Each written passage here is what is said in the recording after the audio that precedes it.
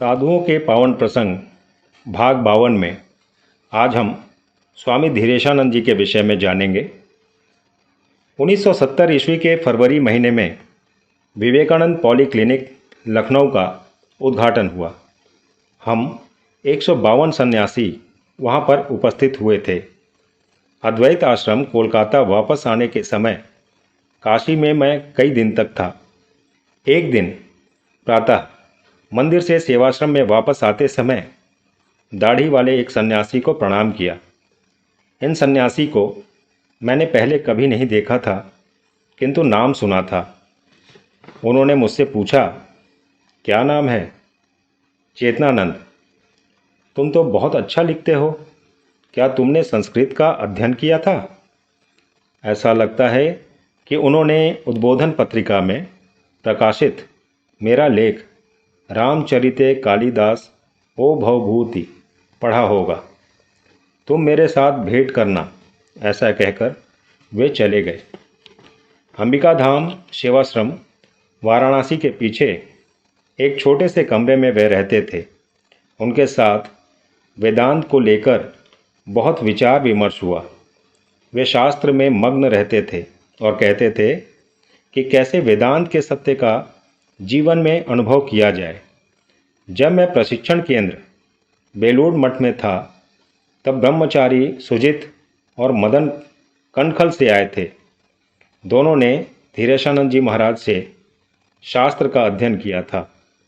महाराज का आदेश था, तुम लोग प्रतिदिन 4 श्लोक कंठस्थ करके आना, मैं उसी की व्याख्या करूँगा। केवल मैं परिश्रम करूँगा और तुम लोग परिश्रम नहीं करोगे, ऐसा नहीं चलेगा। स्वामी धीरेशानंद 1907 से 1998 स्वामी शारदानंद जी महाराज से दीक्षित थे और 1932 ईस्वी में उनका संन्यास हुआ था। उन्होंने अपना संपूर्ण जीवन तपस्या, साधना, अध्ययन और अध्यापन में व्यतीत किया तथा कई महत्वपूर्ण ग्रंथों की रचना भी की है। 1970 ईस्वी से 1998 ईस्वी तक उनके साथ मेरा घनिष्ठ संबंध था। जब मैं भारत वापस आता था तो कई दिन उनके साथ व्यतीत करता था। इसके अलावा भी उनके साथ पत्र के माध्यम से बातें होती थीं। मठ मिशन में सम्मिलित होने के पश्चात से ही मैं शास्त्रज्ञ और साधक साधुओं का सत्संग करता था। मेरी छात्र सुलभ मनोवृत्ति पहले भी थी और अभी भी है। जीवन में सीखने का कोई अंत नहीं है। प्रतिदिन नवीन सीखने से ज्ञान भंडार में वृद्धि होती है तथा मनुष्य को पुराना नहीं होने देता। मन में जंग लग जाने से मनुष्य मूढ़ हो जाता है। इस प्रकार की गतिहीनता एक प्रकार की मृत्यु है। इन लोगों का लक्षण होता है, वे खाते और सोते हैं, इजी गोइंग लाइफ लीड, सुविधावादी जीवन व्यतीत करते हैं। 1977 ईस्वी में जब भारत वापस आया, तब काशी में कई दिन था। काशी में उस समय अनेक वरिष्ठ सन्यासी थे।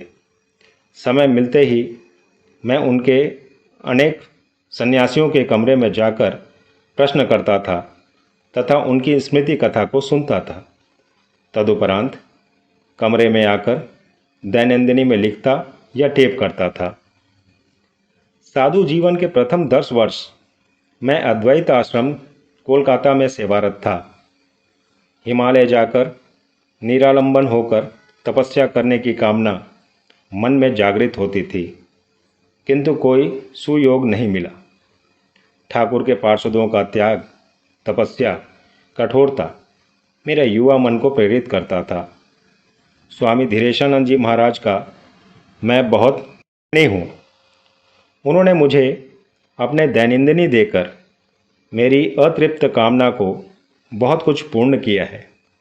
वे स्वभाव से ही एक वेदांत निष्णात सन्यासी थे और उन्होंने मधुकर जैसा मठ मिशन तथा अन्य संप्रदाय के सन्यासियों से पूरा जीवन यह अध्यात्म मधु संचय किया।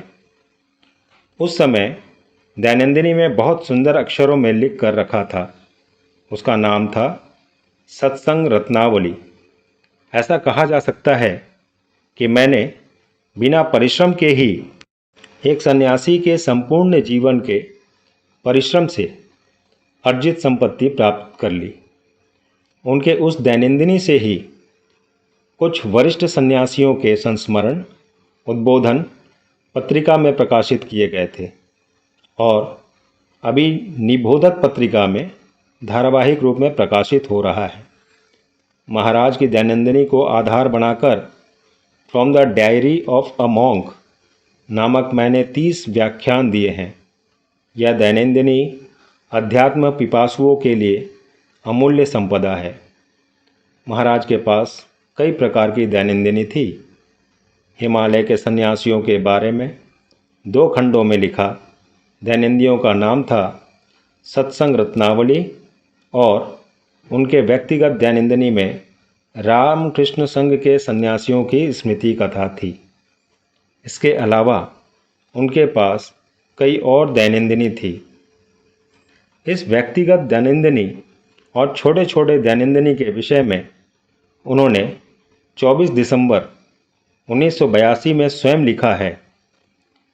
एक छोटी कॉपी में बहुत छोटे छोटे अक्षरों में 40-50 वर्षों से बहुत सारी बातें लिख रहा हूँ। खोल कर देखा कि पहले का लिखा हुआ बहुत सा अस्पष्ट होता जा रहा है। मेरी स्वयं की भी सामर्थ्य नहीं है कि उनको कॉपी कर सकूं। बहुत सी अप्रकाशित कथाएं भी वहाँ पर हैं जिसे प्रकाशित नहीं किया जा सकता। उन सभी की छँटाई करनी होगी।